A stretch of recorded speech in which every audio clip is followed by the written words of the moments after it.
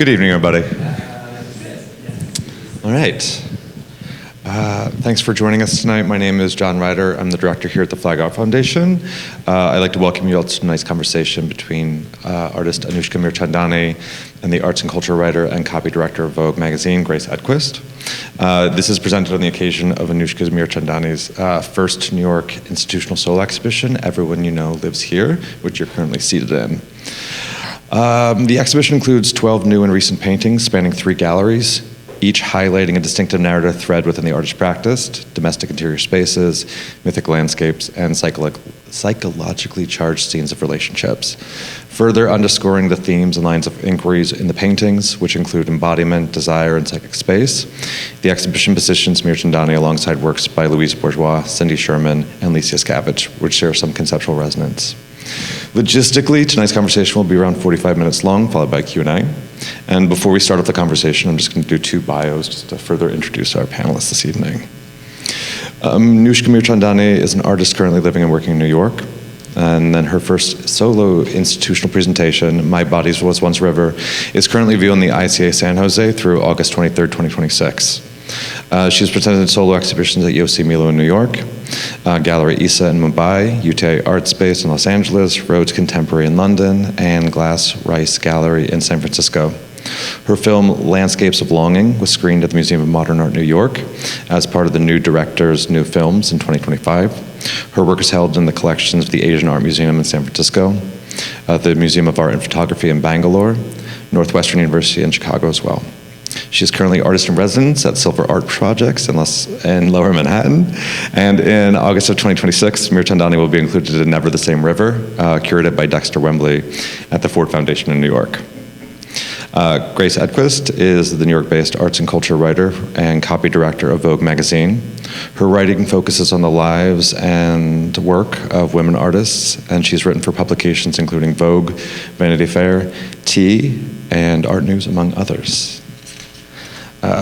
We're almost at the conversation. Just stick with me. Just a couple just a couple of notes before we start. Should you have time after the talk, please explore Flag's 9th floor exhibition, where we have currently two shows. Until the Moon Comes Over the Mountain, which is a group presentation that considers material and conceptual approaches to representing landscape and the physical earth. This is a new one for us. It's a 2-part show. So part 1 is on view at the Flag Art Foundation through the end of July. And then part 2 opens at the Parish Museum in Watermill, New York, August 1st, and then runs through November 8th. Our spotlight presentation downstairs includes a new sculpture by the LA-based artist Kelly Akashi, who also has work at the Whitney Biennial right now, and a solo exhibition at Listen. It's accompanied by a text by writer, independent curator, and art advisor Franklin Melendez. And then next week, on Thursday, June 11th from 6 to 8 p.m., we're also going to host a live drawing session as part of the public programming sector of your show. Okay, done with that stuff. To start off the conversation, I think it'd be helpful to have Anoushka describe in her own words the current exhibition, Everyone You Love Lives Here, her thoughts on the selection of work, and how this fits into her overall practice. Big blanket question there, but I'm really excited about this exhibition because it actually brings together works from 2022 up to now. So it's also really interesting to see works from that time frame for me that kind of really marked different moments in my life. And I kind of know every painting so intimately as to like what was going on. Anyway, so the exhibition is structured in 3 chapters, let's say, in 3 rooms. And the first room where you entered in from, up the stairs, is kind of this threshold space, is what I've been calling it, or like the waiting room in a way. And it's these figures that really feel like they're outside looking in and inside looking out. It's also a room that has paintings that delve into my family archive. So there's a painting that has a portrait of my grandfather in it as well. It's the one right beside the staircase painting. And it's the room that's paired with Cindy Sherman's untitled film still. And Cindy's a huge hero of mine, and really it's thinking about like how identity is always in this moment of like alive construction and reconstruction, which I think a lot about in my work with my figures. Like they're always in this state of like becoming and in flux and in like constant reassembly and renegotiation. And so Cindy's practice really feels very aligned to me and dear to me. And then we move into the second room, which is the one right behind you, with all these environmental landscape paintings where you can kind of like take a breath and be in this like sea of green and blue. And then you move deeper into like a more space, like into like a deeper psychological space of interiority, where you're thinking about complex human relationships and what intimacy can look like and the complications of intimacy. And we also kind of, I don't know if you felt it, and I hope you did, but even the wall colors shift as you move through the 3 rooms, so you feel like you're going deeper and deeper into this interiority. So that's just a little. Great. Okay. That was perfect. Well, thank you all for coming, and thank you, John and Anoushka, for having me. It's a real delight to be here, and I hear there's a game tonight, so we'll get you guys out of here on time. But Anoushka, I'm wondering if we can start with sort of this figure that you have in a lot of your paintings. She has some parts of her that are outlined, and it's a little more transparent. Some parts are a little bit more opaque. And I think that kind of speaks to these ways that women have these roles, right, in society that recur. We're here, we're not here. You can see us, you can't see us. And there's a lot of us that's unknowable.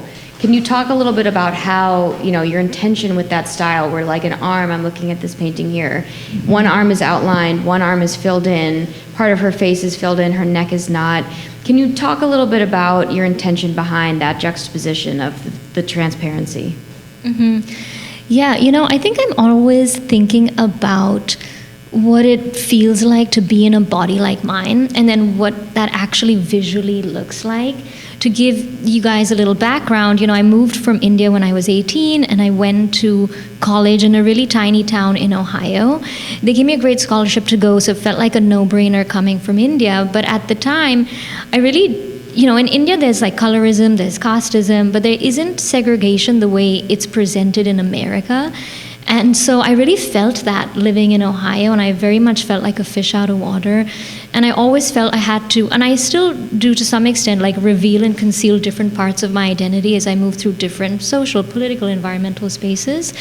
And I kind of wanted to set about creating a body that felt like that, because I was able to find that feeling for myself in film and literature, but I really wasn't able to see it in the visual arts at the time. So, now I've been practicing for over a decade, and it really was to create this body with these layers of opacity and transparency. How much of yourself do you merge into the background? How much of yourself do you bring into the foreground? And I think we all tend to do it as we move through different contexts, but I think as a woman, society's structured in a way that pushes you to do it more, and also if you're living between multiple cultures, that's kind of a natural tendency as well. And I think we talked a little bit about like the gaze, where with these figures, they're sort of looking out at you, or they're looking away, but you can't quite tell, and then you're looking back and they see you. Can you talk a little bit about how the gaze functions in your work? Mm-hmm. Yeah, so as y'all can tell, there's no eyes or facial features, but that doesn't mean there isn't a gaze, because I really do care about that. And the hope is with the paintings that you feel this feeling that I'm watching you, I'm like the painting is watching you, but you're also watching the painting. So it's like, I know you're watching me, but I'm watching you too. Mm-hmm. Like that's the feeling that I'm trying to create. So there is a direct gaze. It's not a confrontational gaze. It's more of like a gaze that feels like it's self-assured or sees beyond the frame. Because I think even with confrontation, you're giving the other person some level of agency. And I think that these women have the agency. So it's very much that. I know you're watching me, but I'm watching you too. And I think that also comes from me feeling very observed. Mm-hmm. This is when I was living in Ohio. And then since then, I've lived in San Francisco and New York. And that's probably not true anymore, but I still kind of have ingrained it to some degree. And so I kind of wanted to equalize the playing field in the paintings. But what's also interesting is I think when we talk about opacity and when you talk about both appearing and disappearing, I think the lack of eyes becomes this really interesting visual tactic. Because it's like in the room before, when you see in Mutualism, the Alicia Scavenge painting, those eyes hidden behind the branches they're fraught, they're surprised. You're not exactly sure what the expression is, but it's not altogether great. And I think, if you think back to the idea that like if eyes are the windows of the soul, if you take that away, I'd be interested to know at what point did withholding the eyes from the paintings become, I don't know, a standard that then would be employed across the board? Yeah. I don't think I ever painted eyes. The only time I remember doing it was when I was doing like old master study copies, like painting for that. But I think it's because there is like a deep-seated desire for me to not be defined. And I think that society right now demands a level of categorization and definition. And I've told you this story. I've had people come to the studio to be like, oh, I can't tell you're Indian from your work. And I'm like, well, what is Indian work supposed to look like? Like I'm from a country of like billions of people with thousands of languages. And so I think there's something about allowing the work and myself to be unknowable, to live in a place of uncertainty. And I think there is agency in the withholding of that information. It's very much, the paintings are very much, if you know, you know. Like you'll be able to see like this bed frame, for example. And maybe if you're from a South Asian cultural context, you'll be able to be like, oh, I know where that's from, or I can kind of place it. But if you're not from the context, you still know it's like out of context or off kilter, but you don't know necessarily where it's from. And so I really am interested in creating that kind of space of like, non-categorization or non-definition in some ways, because there is such a demand for in the way I feel, I guess I feel pressure for my South Asian identity to be recognizable in a certain way, and I kind of resist that. Even though my work is very much inspired by my South Asian heritage, and I work deeply in my family archive. But there's some stories that are for public listening and some that aren't. I'm wondering if we can talk a little bit about the family archive. You have spoken that like the matrilineage of your family is very important to you, and I believe the archive started because you were like, I don't know as much about my grandmother's, like the stories of your grandfathers maybe were more known to you. What was that process like? What did it mean to work on this family archive? My family, I don't know how everyone else's families are, but mine definitely didn't talk about stuff, lots of stuff. But specifically in this context, the partition of India. And so all my grandparents were survivors of the partition of India. So in 1947, the British colonial rule divided India into India and Pakistan. And at the time, my grandparents were living in Pakistan. They must have all been like between 10 to 13 years old. And so they were forcibly displaced to India, and they lived in refugee houses, etc. And we never talked about it as a family. And it was only in the last 5 years, I would say, that I've started building this archive, which now has over 60 hours of audiovisual footage of my grandmothers sharing their stories.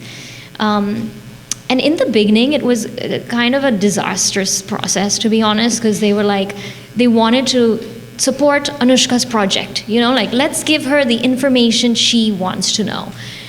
But I realized I was demanding a level of vulnerability that I wasn't really offering at all. Mm-hmm. And so it only kind of all started to unfurl when I started sharing my experience of moving to the States and some of the obstacles and things that I went through. And that really brought the walls down, to an extent where I was like, I don't want this, let's put it away, because it was so emotionally intense to think that my family and the women in that came before me experienced these things. Did they talk about how much they brought it forward, though? I think in so many families, it's, whether there's a generational trauma or otherwise, it becomes something that's in the past and you kind of hide it from the kids and you move forward. Was it strange for them to go back? Did they want to go back? Did they want to think about it?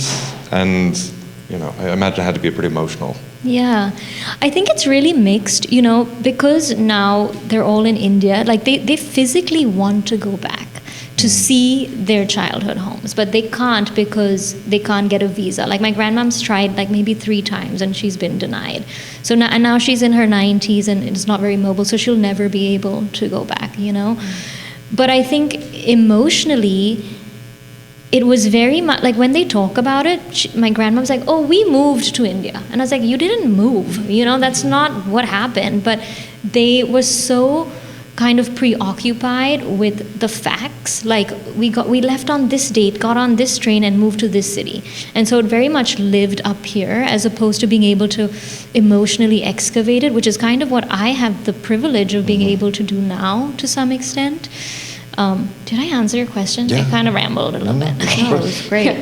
I'm wondering how then, knowing these stories and having that very meaningful and deepening connection to them, how that has been put back into the work. I think you've talked about how this figure is like sort of an archetype of yourself, but that you are bringing your grandmothers and your mother and these women who have come before you into these stories. Like these are not settings and psychological states that are particular just to you necessarily. Mm-hmm. So how did that kind of change the work, having that connection to your grandmothers?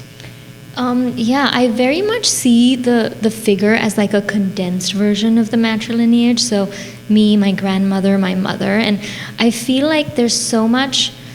Even when we're talking about some of like the amazing conversations with like Louise, Lisa, and Cindy here, and with my work, there is this kind of repetition in art history about these conversations around womanhood and femininity and the body being like a site of all of these things, performance, identity, and that very much mirrors the archival practice of mine, because as I uncover more and more stories from the women that came before me, there's so much repetition of what we are carrying forward.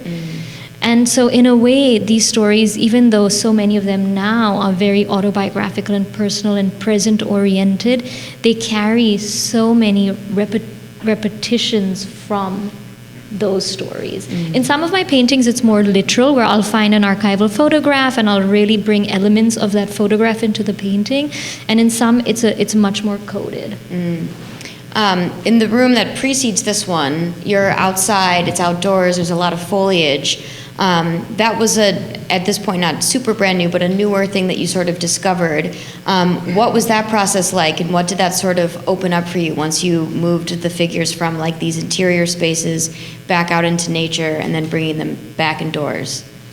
Yeah, it was kind of a big inflection in my practice, actually. So it was that painting that kind of started the whole move to the outdoor world. I remember painting that chair for hours and like asking myself what I was doing. And there was a point that it felt like I was performing this like generational muscle memory of trying to find permanence in the painting and in space. And to kind of explain that, it's like as I was going through the archive, I realized that as a group of women in the family, we have a really anxious attachment to space. We're so afraid it's going to be gone at any given moment. We like really sink our teeth in, like an anxious lover. And this is all my mom, my grandmom, where we're obsessed.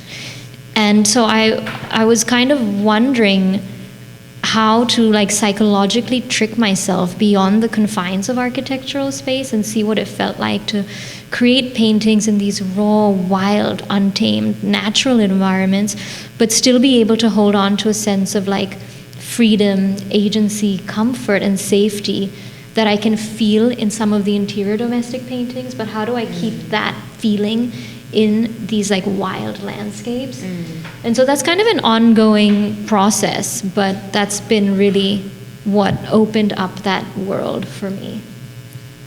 I love that, and I think the feeling of the nature paintings also has sort of this simultaneous expanse because it's out in nature, but it still feels very cocooned, like by the foliage or by the river. There's one painting where like the river is rushing across her body. And like I can feel that, you know what I mean? You know what, like, oh, a river running across my body, you can tell what that feels like. Are you tapping into feelings that you've had where you're like, that's what that feels like, and putting that into the painting? Because these are maybe encounters that you've had. I don't think you've maybe been like swaddled up by, you know, ferns out in the forest. But are there particular like emotions that you're tapping into that are particular to the outdoor paintings? Yeah. I wish I had been swaddled by ferns. That Sounds nice, right? amazing. Yeah, I think with, you know, there's something I would say about the outdoor paintings that opened this other, like, kind of spiritual realm for me. I haven't been able to find exactly the term for it. You know, to kind of backtrack a little bit, when I was building the family archive, which is ongoing, I've been working with an oral historian to kind of like help me really think about the larger topics we discuss as a family.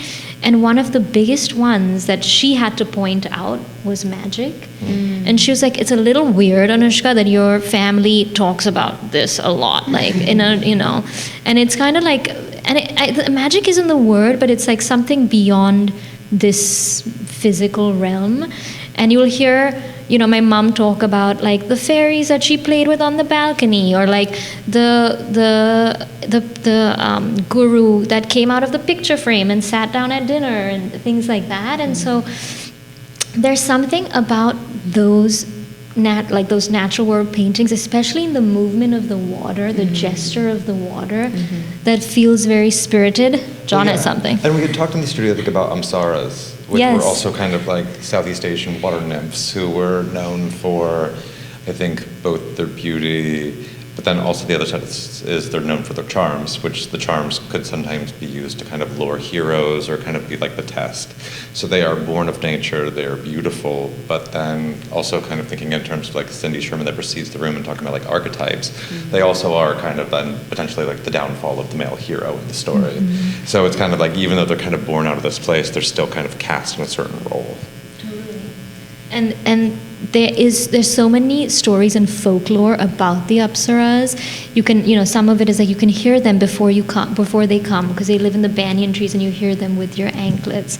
So I think I love what you said about really reinforcing that like female identity in those paintings.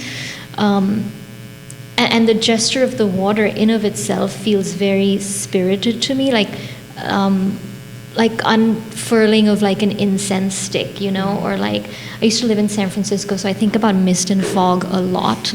And so it's like always there, you know, somewhere.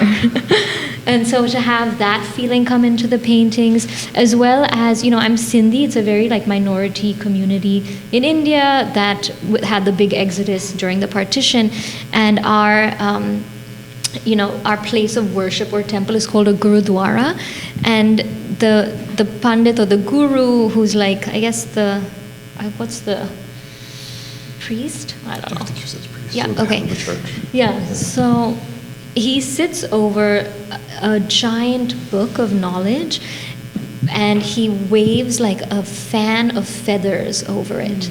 You know, so there's something about that motion too that's very in my mind, and it's a very similar motion that happens with painting the water. So I feel like there's like some spirit imbued in some of those paintings. And also because it's so layered, like I think maybe we can talk a little bit about the layers that you work into these paintings. They are very, very layered. I believe you said you always start with an underpainting of a beautiful like terracotta red color, and then you go from there. But could you talk a little bit about your process and how that has become this ritual now that you always kind of wash it with this underpainting? So if you look at these paintings, maybe you'll be able to tell that there's a red underpainting in some. Sorry. Oh, now is that okay? In some paintings, it like comes through more than it does in others, but it's always there, and it's a very like ritualistic aspect of my practice. And it's interesting because I call it Maha Red, which is kind of like a concoction and a name.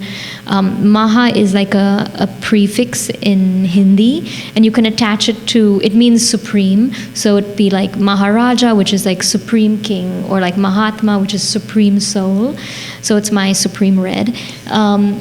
And so that's kind of the initial layer. It doesn't feel right to start a painting without it anymore. And then I actually build the painting from front to back. So it's a really meticulous construction of the painting in many, many layers, because I'm always thinking about which layer of the painting the body can live in, because I want it to live in the in-between layers, like in the interstitial layers of the painting. And so it's always about the push and pull of like putting the body in between the fabric of the painting, so to speak. And then... Oh, please. And then, after I've really put in all of these different layers, the last piece of the puzzle for me is the oil stick and the oil pastel, which is really the line work that for me brings the painting together. And it's a really thrilling part of the practice for me because, it's very alive and it can definitely derail a painting, and I've done that. But also, oil pastel as a material remains tacky, like almost forever. So in a way, it just stays alive on the painting in some way. And it also allows me, after this like phase of building these meticulous layers, to have this moment of like freedom. Yeah. Well, I think it's interesting because it's like, even as we're surrounded by all, I like us being in the center of the exhibition because you can see these 5 paintings at the time. But what's fascinating to me is like there are moments where, like, I think for a lot of painters, I think, some people paint from like the shoulder down where they can get kind of big expressive gestures, or from the elbow, or from the wrist, or from the knuckles. And you seem to incorporate like all of that in this space. I think there's large moments of gestural painting, especially when we talk about the nature paintings. There's clearly times where you're potentially like masking off information, then you're going back in, and there's sometimes kind of like hard edge color. Then there's kind of this lyrical handiwork. I'd be interested in terms of these kind of collage of different approaches to kind of painting and mark making. At what time in either education or experience did this feel kind of like the comfortable space? Like how do we physically get all of these moves in one painting? Like when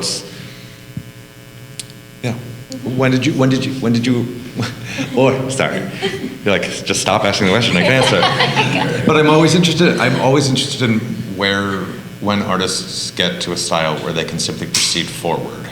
Like I don't see you hesitating in any of the paintings now in terms of deciding how marks are going down. I think you've kind of given yourself this kind of ability to just move forward. But I'm interested in terms of like, how did the artistic process change where this became the way forward? Yeah. Actually I started in ceramics. And so what I was doing was like really carving into ceramic surfaces, and then at some point they were getting so like detailed and over the top, and then I got bigger and I started cracking a lot of stuff in the kiln, and as you know, a lot of people's stuff is in the kiln, and so it's like a whole thing. So I was like, okay, I need to like move the practice into a way that I can really feel that expansiveness, but I loved the action of carving. And then at the same time, I'm really interested in screen printing and collage. And so for me, over time, I think intuitively it became this way of how do I have these flat, matte shapes live with like gestural line work in harmony. I'm really excited by like stylized work in the way of like Alex Katz or Julian Opie, but then I love loose gestures like Matisse and Francis Bacon, and so it's like, how can these live together in the same world, and what does that take from my physical body to be able to do that? So I would say it's honestly an ongoing exploration, but I love being able to create, like you said, these like big spatial planes of sweeping movement, but then be able to take you into like the details of these like flowers, for example, with the oil stick and the oil pastel. So to draw you in, which I think I'm trying to do with this opacity and transparency, is like bring you out so that you feel these moments of expanse, but then draw you into these really little details to pay attention to them. That kind of reminds me too of the way that we were talking in the beginning of how a lot of your work relates to, how are you seen, how are you being perceived, do you want to be perceived? By doing the gestural work, the big work, the tiny detail work, the outlines, bringing that all together into one painting, I think that speaks exactly to that feeling of like, do I want to be seen? Hey, see me. Hey, oh, actually don't. I don't want to be known. Like, bringing all of that in together feels like what it is to just be a complicated person in a complicated world, you know? Like we're big and bold, and then we're also like, ooh, actually I'm just a line right here. And I think you really tap into what it feels like to just be a person in the world by bringing all that in together. You also didn't start out after school as an artist. You worked in, I think, the tech sector. And then you were like, I need to just be an artist. And like, clearly you did.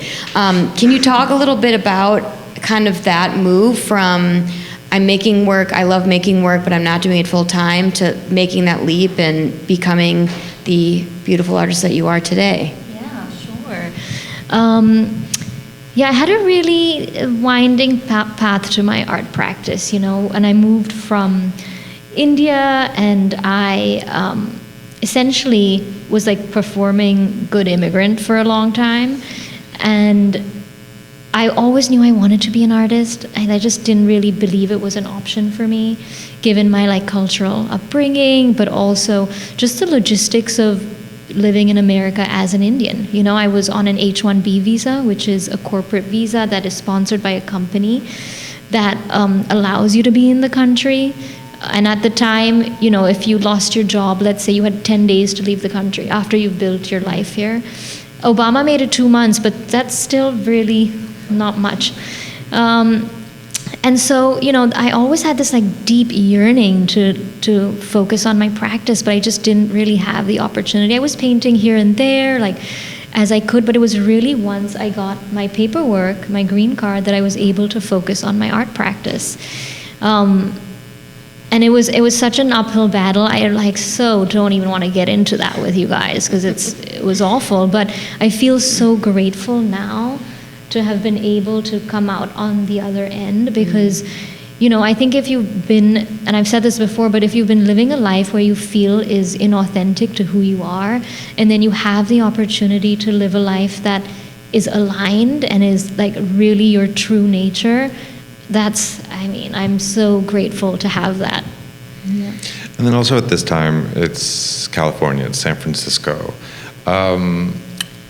What was it like being part of that artistic community, just in terms of conversations that you were having with others, opportunities that you were having, and then also just like fascinating to know, just because it's like, have you found New York?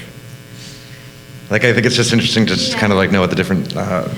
Okay, lots of differences. Let's talk about the light, for example. You know, when I first moved to New York, it took me like so long to figure out how to mix certain colors that I knew that I could make in my head, that I wanted a specific shade of blueberry mauve, and I just couldn't make it because of the light that was so different. And so at some point I just had to kind of relearn, or like I guess make a whole new set of colors that I was excited by.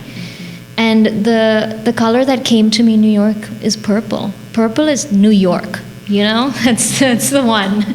So that's kind of an example of something that really shifted in my practice, like bringing in these colors.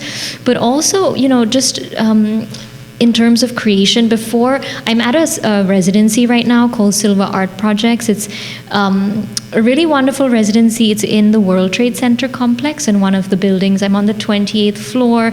I overlook like the memorial fountains and the Perlman Art Center. But it's completely different from my previous studio. I was living on a houseboat in Sausalito before I moved out there. But the one thing they have in common, which actually really sustains me, is like a depth of vision. So in Sausalito, I was living on my boat. I had like little seals in the morning from my bed that I would look at, and Mount Tam like in the distance, you know? And luckily, my studio in New York really allows me to overlook the city. And I think it does something for the psyche to be able to have that depth of vision. And so I've been really lucky with the studio that I have. So those are some things. But I mean, I love New York. Also, New York loves me, I think, which is kind of fun, which is so fun, you know? But I also miss different parts of California, too. but I do feel kind of at home in both places and not, but yeah.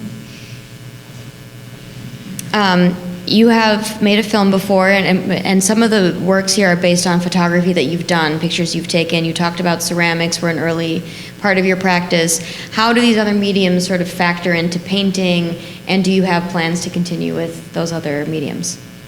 Yeah, I made a short film a year and a half ago now, and you know, as you can tell in my paintings, I don't feel like the need to spoon feed anybody my cultural history or my stories, but I really felt like in moving image, that was a place that I could really share a specific context of the work, and it felt right to share the context in that space.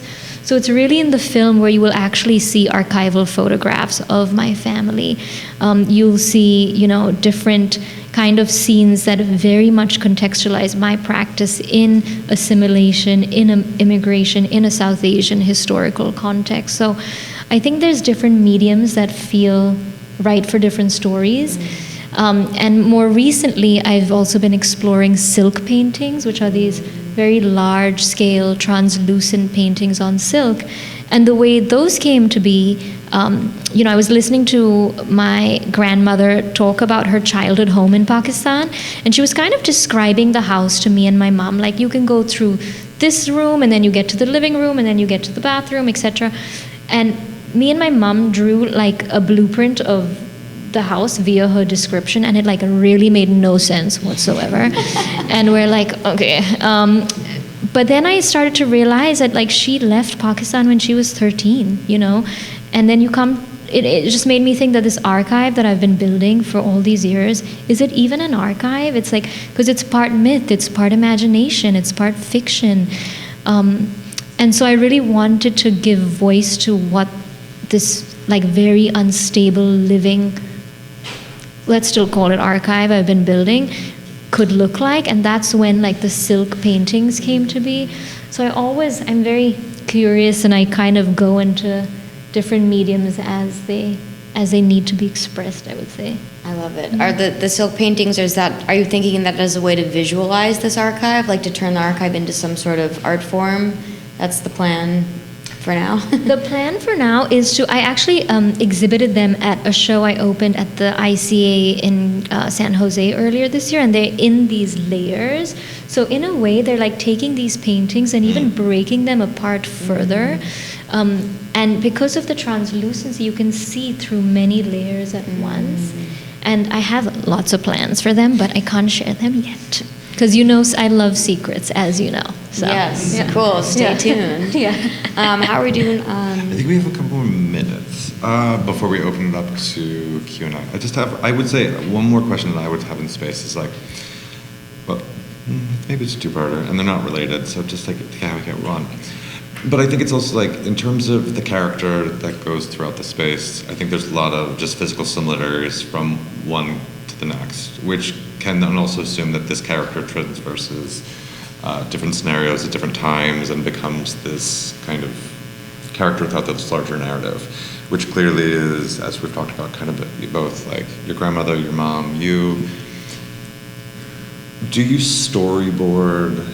Is this a character? Can this person do things in the paintings that can't be done in real life? Like, and is it the same, or is it a related character from painting to painting? Or is every painting a different universe, if that makes sense?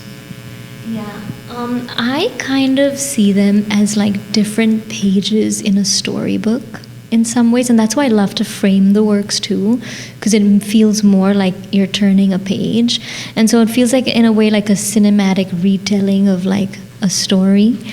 But I think there is also, for me, you know, in the paintings that have like multiple figures, I would say, it feels like they move through different time and space, because I want you to be able to come to the painting in 10, 15, 20 years and have a different experience of it.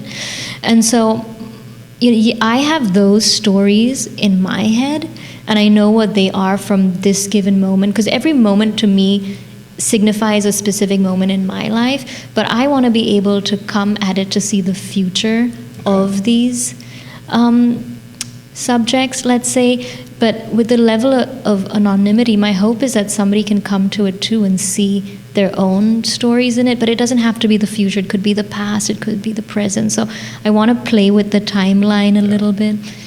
These kind of like interesting black mirrors. Yeah, exactly.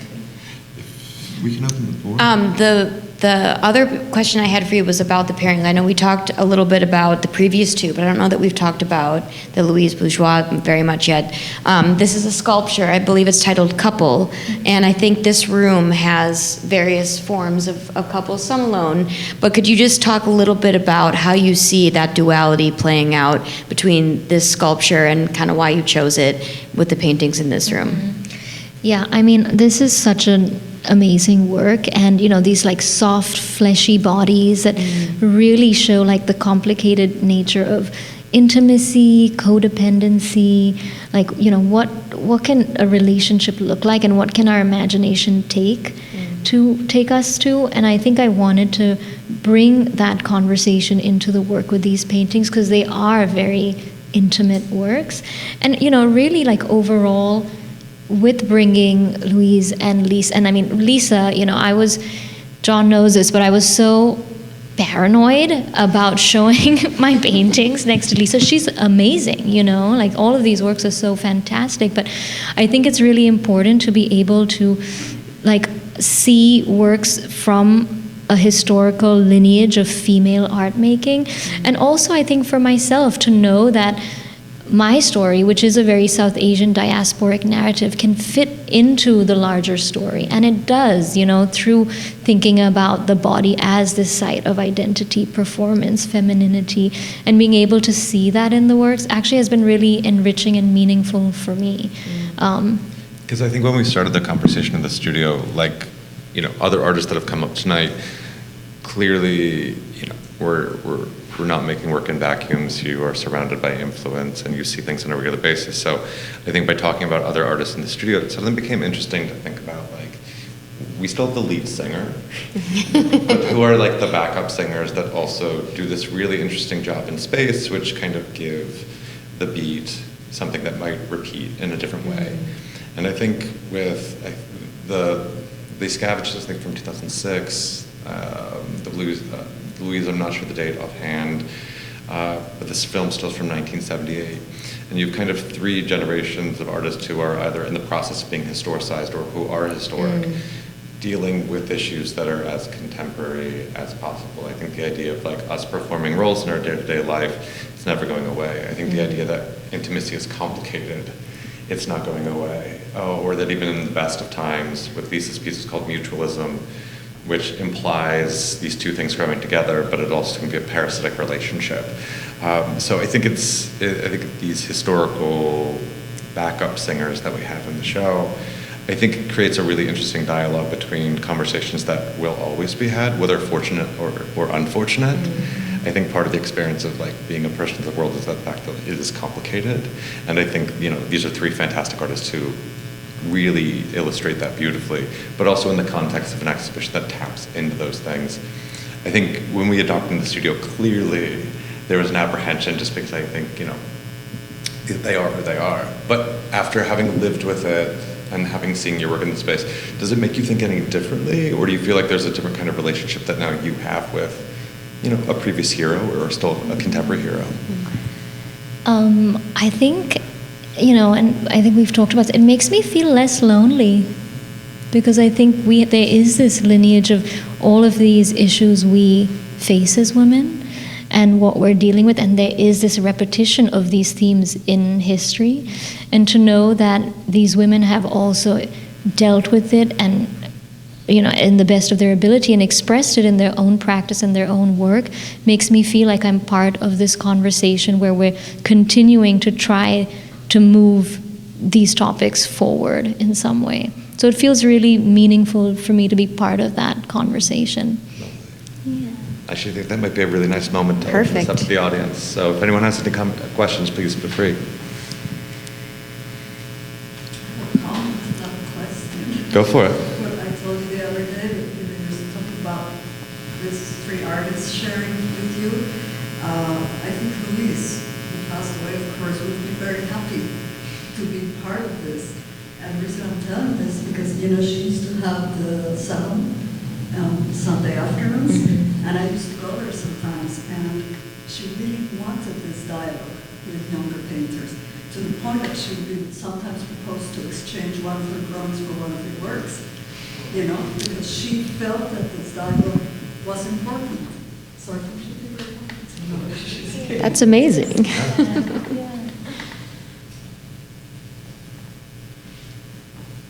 I wanted to understand a little bit more about how you see the parameters of the archive. You know, it's something that is very anchored in the past, of course, but is this living thing, and how much of your practice do you see as part of the archive? Like, are there works that you assign to it? How fluid is it?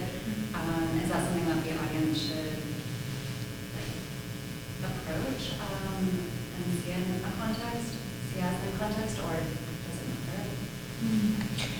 Yeah, I think that's a great question. Does it matter?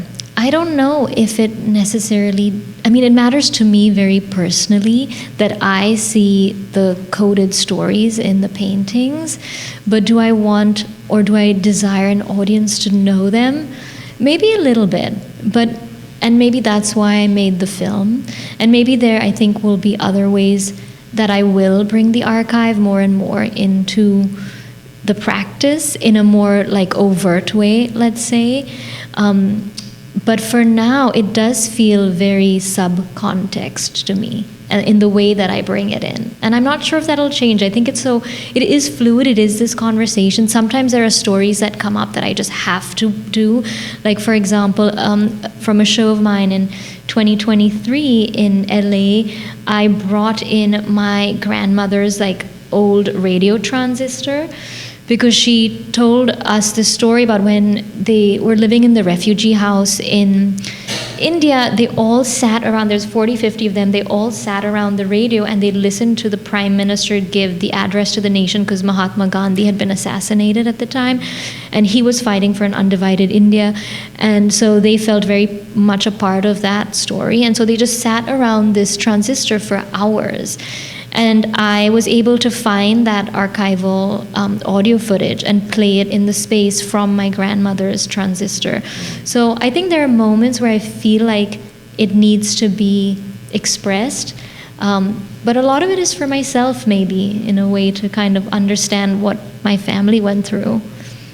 The archive that you're building now is more based in like film and recorded stories. Like, should we consider any of these paintings as part of the archive, or is it that like a separate part of practice? Oh, I see. Yes. Some story, well, you say your stories have the medium that suits them best. Yes. So No, I see. I don't feel like they're siloed. I do feel like, so for example, with this painting, with the bed painting, the way this painting came to be is me, when I was younger, my grandmom and my sister would like lay in bed watching like she loved this movie, like this TV series called Ahat, which is like a horror series, and we'd watch it with her, with my grandmom. She'd also make us play cards. She loved cards. I mean, she still does, but, and so when I started thinking about this painting, it was thinking about that moment, those moments where we didn't think about any like level of physical discomfort and being able to be like having our bodies intertwined. Whereas I think in America, I very much ingrained this idea of like, this is my space, and like, don't enter my space until you request approval. And so I wanted to kind of like bring that feeling into the work, but it comes from this story that for me lives in the archive in some way because of our familial relationship. Yeah. I'm really struck by the hair in all these paintings. Sometimes it can be like a void or a portal, but then the tendrils have this incredible sensuality. Can you tell us some more about your thoughts on the hair? Yeah, I spend so much time on the tendrils, and I also call them that in the studio, by the way, which is great. I think I think there is this really interesting stereotype about South Asian women's hair, which, by the way, I was not gifted with, okay? Like this lush, like long, luscious locks. And so maybe it's me like wanting to really like maybe subvert the stereotype or try to like, you know, feel some sort of longing for it in some way. But I do really enjoy painting the hair. Yeah. I wonder if you could talk about, I was struck when you were mentioning the specifics of the furniture and tile and headboard and things that I actually could recognize, but until you said it, I wasn't sure what I was recognizing. But on the flip side of that, the landscape, it feels almost less specific and more interior. And I'm wondering if you can talk about that. And then also if you can talk about your choice of color, specifically on, there are some colors that are consistent. The face is a very particular shade of pink. And I'm just wondering if you can talk about your use of color and what stays consistent and what changes. Yeah. So I would say there are colors that are very much recurring in the work, like the underpainting of the red, very much so. But even with the line work, with the hands and the bodies, I would say maybe there's 5 specific colors that I use. There's like an electric blue, a really bright red, like a mango yellow, also kind of like a mauve pink. But I think those also kind of were fairly like natural selection of me trying things out in the studio. And the color is, for me, super intuitive. It's very much, I will spend 45 minutes mixing a color, and then I'll take it to the canvas and see if it works, and if it doesn't, I go back to the drawing board. So I think it's kind of, yeah, a bit obsessive, I would say. But when it comes to like the non-specificity of the natural world, for me, there actually are little specific moments. So I will pull in different like foliage that may not be fully recognizable from different places that I have spent a lot of time in the natural world. So there's a lot of, I would say, India, Goa, a lot of Brazil, a lot of Greece, a lot of California, sometimes very overtly in the form of like California poppies, but sometimes a little more subtle. And so I try to, you know, comparatively to the more interior domestic paintings, which I wouldn't say are very like mashed up in terms of geography, with the outdoor landscape works, they are very much kind of an amalgamation of all these places that I've spent time in, except the painting with the dog. That's very specific. That's St. Vincent in the Caribbean. Yeah, and that painting, to just go into it a little bit, is, I was recently in St. Vincent, and they used to also be they had a British colonial history, I think along with French. But the way the colonial history presented itself in St. Vincent was really different from how it presents itself in India. And I was really fascinated by seeing these like colonial like remnants of these like marble pillars and statues, but amongst these like giant leaves that are like the size of my body and this lush tropical landscape. And so I wanted to make this painting that really situated you in St. Vincent in this tropical lush space, but also inserted this like English gun dog that's kind of entangled with the body to just show that enmeshment of the colonial history and the land and the body. So that painting is much more specific from like a natural landscape perspective, as opposed to the other ones, which are a little more, put together. I think we have time for one more. Yes. Throughout the talk, there have been a lot of different references to time. There's the time at which you are painting the paintings. There's the time depicted in the paintings. There's the archive and the sense of memory as a form of time. Do you see, and even I think there was a mention of looking at the different characters within the same painting and questioning whether they exist in the same time. Can you talk a little bit about the representation of time within each painting? How do you think about, are these specific moments in time, or are they combinations and aggregations of time that are represented all at once? I mean, I think you said it so beautifully in that we don't know even if the subjects, if there are multiple of them, live in the same time, you know, and that's, I kind of like the ambiguity of that, because for me, they do actually mark a specific moment, but then once they're painted, they get let go into the abyss of time, is how I kind of feel about them in some way. And, you know, when I really started painting, and at first I was like, oh, I'm really kind of I'm breaking the mold for the family. I'm doing the thing, you know, that I want to do. And, but from the archive, I realized that each woman who came before me had to break a certain rule in their own context, in their own timeline. And so for me to even be doing what I'm doing is very much like a passing of the torch than anything. And so I kind of want to honor that like chain of time that is kind of goes back and forth, and all these women that had to live in their own timeline, but like allow me to be doing what I'm doing. And so now how can I kind of allow for them to live through my timeline in some ways? So there is definitely this idea of how I'm dealing with time in the work. I think that's great. And just thank you both for being here tonight. Thank Thanks you. everyone for Thank you coming. guys for coming. This is so